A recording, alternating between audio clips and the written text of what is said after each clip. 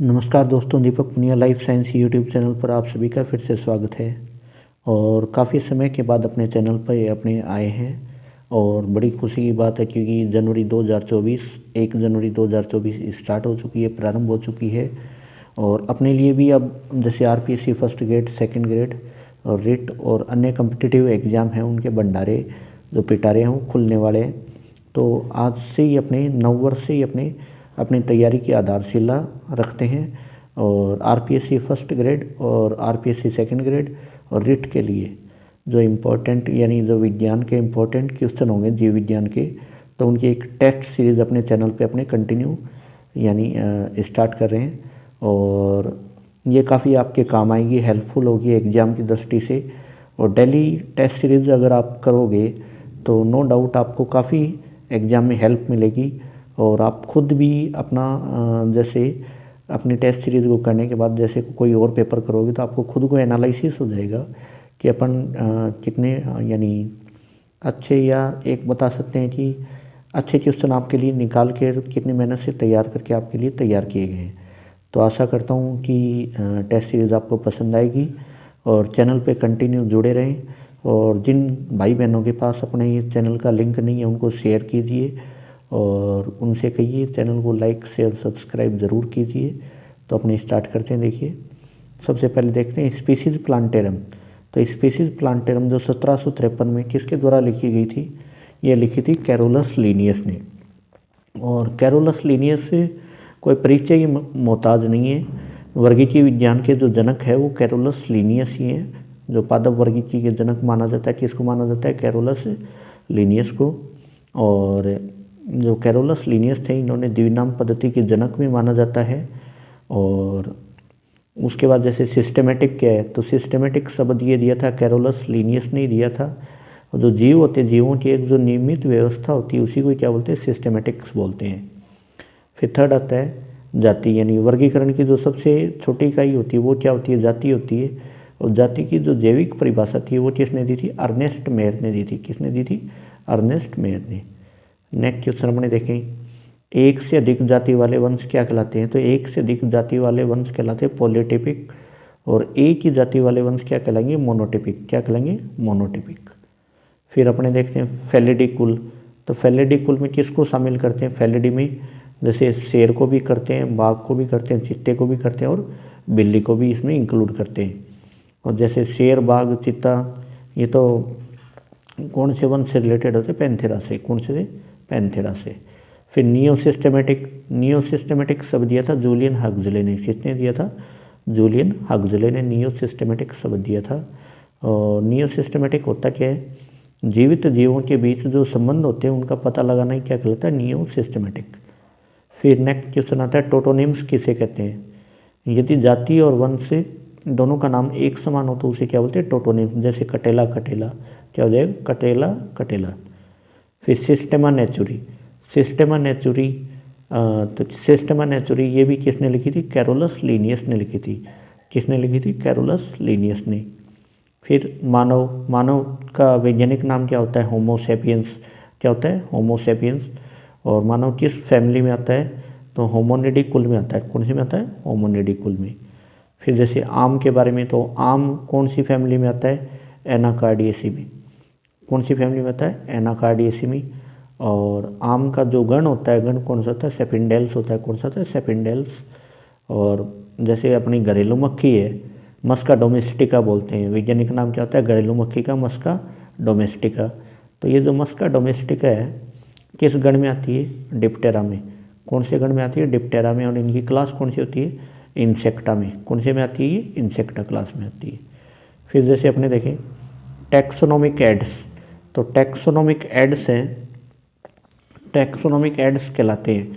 तो taxonomic ads यानी जिनसे अपने को वानस्पतिक साहित्य की जानकारी मिलती है। तो टैक्सोनोमिक एड्स में कौन कौन से आ जाते हैं? जैसे हर्बेरियम आ जाता है, वनस्पति उद्यान आ जाता है, प्राणी उपवन हो जाते हैं, जूलॉजिकल पार्क जैसे म्यूजियम वगैरह, उद्यान वगैरह वो आ जाते हैं। फिर जैसे हर्बेरियम शीट क्या होती है? जो शुष्क अपने पादपों को शुष्क करके उनको एक हर्बेरियम शीट पे बैलेंस किया जाता है। तो हर्बेरियम शीट का जो साइज़ होता है वो कितना होता है? 11.5 इंटू 16.5 इसका साइज होता है। आर्बोरेटम किसे कहते हैं? तो वनस्पति उद्यान में ऐसा स्थान जहाँ पे केवल पेड़ और झाड़ियाँ लगाई जाती है उसको क्या बोलते हैं? आर्बोरेटम। ये किस में पाया जाता है? बॉटनिकल गार्डन में। और बॉटनिकल गार्डन में काम करने वाले वैज्ञानिक को क्या बोलते हैं? क्यूरेटर बोलते हैं। क्या बोलते हैं? क्यूरेटर। कोई भी एक टैक्सोन की संपूर्ण जानकारी किससे प्राप्त करते हैं? मोनोग्राफ से। किससे प्राप्त करते हैं बेटा? मोनोग्राफ से। किसी भी क्षेत्र में पाई जाने वाली यानी कोई प्रजाति उसको पहचानने के लिए किसका उपयोग करेंगे? मैनुअल्स का। किसका उपयोग करते हैं? मैनुअल्स का। फिर आम का वैज्ञानिक नाम क्या होता है? आम का वैज्ञानिक नाम मैंजीफेरा इंडिका होता है। फिर नेक्स्ट क्वेश्चन, कनवा लवुलेसी और सोलेनेसी को किस गण में रखा जाता है? तो कनवा लवुलेसी कौन सा कुल होता है? शकरकंद कुल होता है। और सोलेनेसी कौन सा कुल है? पोटैटो कुल है। कौन सा है? पोटैटो कुल। दोनों को किस गण में रखा जाता है? पॉलीमोनियल्स में। किसमें? पॉलीमोनियल्स गण में रखा जाता है। वर्गीकरण की सबसे बड़ी इकाई कौन सी है? जगत। और वर्गीकरण की सबसे छोटी इकाई कौन सी होती है? जाति। तो ये 20 इंपॉर्टेंट क्वेश्चन है, एग्जाम की दृष्टि से काफ़ी इंपॉर्टेंट है। और डेली अपनी आज जैसे स्टार्टिंग की है तो थोड़े कम है, धीरे धीरे इनकी लिमिट बढ़ा देंगे यानी 30, 40, 50 तक। तो डेली इनको आप डेली एक आपको 5 से 10 मिनट लगता है तो डेली इसको रिवाइज कर सकते हो, यानी ज़्यादा टाइम आपका नहीं ख़राब करेंगे। 5 से 10 मिनट, 10 या 15 मिनट मान लो, मैक्सिमम 10-15 मिनट का जो वीडियो होता है आप डेली देख सकते हो। और यानी 10 मिनट 15 मिनट अगर अपनी वीडियो को डेली देखोगे तो आप यानी आपको हेल्प मिलेगी, काफ़ी हेल्प मिलेगी। और एग्ज़ाम के हिसाब से अगर आप डेली मान लो 30-40% तैयार करते हो तो महीने के आपके 1000 क्वेश्चन तैयार हो जाते हैं। एग्ज़ाम की दृष्टि से काफ़ी इंपॉर्टेंट होते हैं। और अभी भी जैसे फर्स्ट ग्रेड का जो एग्ज़ाम है, मान के चलिए जैसे अपना एग्ज़ाम हो जून जुलाई तक, तो अभी भी अपने पास 5-6 महीने का टाइम है और आराम से अभी से मान लो तैयारी करोगे तो। और जैसे अभी भजन लाल शर्मा जी की सरकार है तो उन्होंने एक नई प्रणाली भी निकाली 100 डे वाली, आप लोगों को पता होगा। तो जैसे ही वैकेंसी आती है तो 100 डे के अंदर उसका करिकुलम तैयार हो जाएगा पूरा। और ये गोल्डन चांस मान के चलिए जो वैकेंसी बची हुई है, क्योंकि मौके बार बार नहीं मिलेंगे। एक मौका पहले चूक गया 2023 में, तो ये मौका नहीं चूकना चाहिए 2024 में, क्योंकि गवर्नमेंट जॉब की जो वैल्यू होती है वो मुझे बताने की आवश्यकता नहीं है, आप सभी को पता है कि वर्तमान समय में और जो पीछे अपना कोरोना का काल आया था, उन कोरोना काल में लोगों को पता चल गया भी गवर्नमेंट जॉब की एक अहमियत क्या होती है।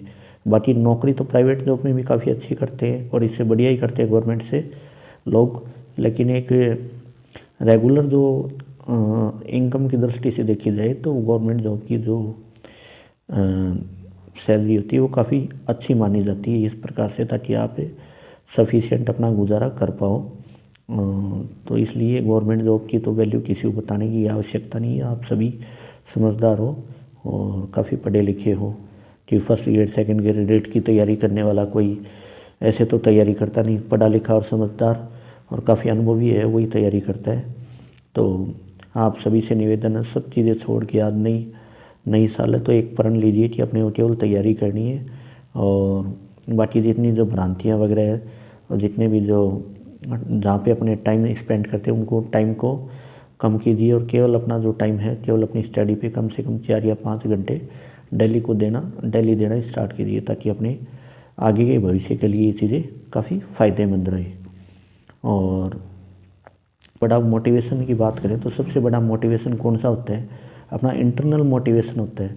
जब तक अपनी आत्मा की आवाज़ अपने नहीं सुनेंगे, जब तक अपनी आत्मा नहीं कहेगी पढ़ाई करने के लिए, तब तक चाहे कितने ही अपने मोटिवेशनल वीडियो देख लो, कितने ही मोटिवेशनल स्पीकर देख लो, कितनी बढ़िया कोचिंग में चले जाओ, अपना पढ़ने का मन नहीं करेगा। जब तक आपकी आत्मा ये नहीं कहेगी भाई पढ़ना है, बैठ के पढ़ना है। माँ बाप भी एक तरफ बूढ़े हो जा रहे हैं तो माँ बाप का चेहरा देखोगे, उनके हालात देखोगे, किस प्रकार से वो मेहनत कर करके और कोचिंगों में पैसे जोड़ भेज रहे हैं, यानी अपना खून पसीना एक एक करके कोचिंग का पैसा, ऊपर से कोई बड़े शहर में आप तैयारी कर रहे हो उसका पैसा आपको भेज रहे हैं। तो इतना आसान नहीं है। आप जो ये मोबाइल चला रहे हो और बाकी जो भी खर्चे हैं अपने छोटे मोटे, वो कितनी मेहनत से माँ बाप एडजस्ट करते होंगे, ये कभी सोचना विचार करना। क्योंकि एक 12-13 हज़ार रुपये मंथली मान लो एक मध्यम वर्ग इंसान निकालता है एक बच्चे के लिए तैयारी के लिए, तो काफ़ी उसके लिए कितना बड़ा भारी पड़ता होगा। क्योंकि जब संपूर्ण घर का ही खर्चा मान लो 20 से 25 हज़ार है और उसी में से 12-13 हज़ार रुपये अगर घर वाले आपके लिए निकालते हैं, तो आप देख लो कितनी परेशानियों से अगर वो गुजर के आप लोगों को पढ़ा रहे हैं। तो एक बार उनकी तरफ देख के कम से कम 4-5 महीने रेगुलर अपनी तैयारी में जुटिए और इस बार अपने हाथ में होनी चाहिए, चाहे सेकंड ग्रेड की सीट हो, फर्स्ट ग्रेड की सीट हो या रिट की सीट हो या अन्य कोई कम्पिटिटिव एग्ज़ाम हो, किसी भी कम्पिटिटिव एग्ज़ाम की जो सीट है वो अपने हाथ में होनी चाहिए। बेस्ट ऑफ लक सभी भाई बहनों को। थैंक यू, धन्यवाद।